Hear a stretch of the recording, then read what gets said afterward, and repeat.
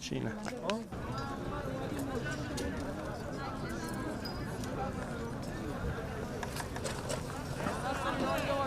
پاچیده شده و اجساد و کسی هم که سالم نمونده، همه رفتن.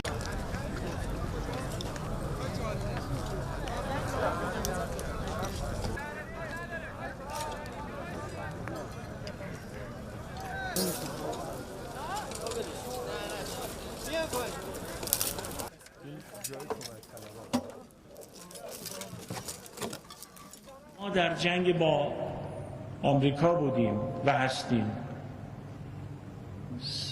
ما سرباز این ملتیم، فدایی این مردمیم.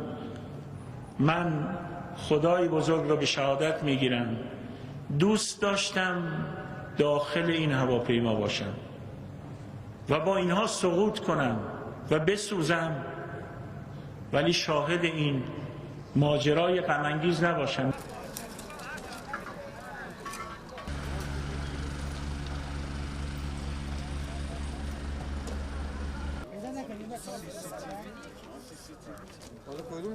چینه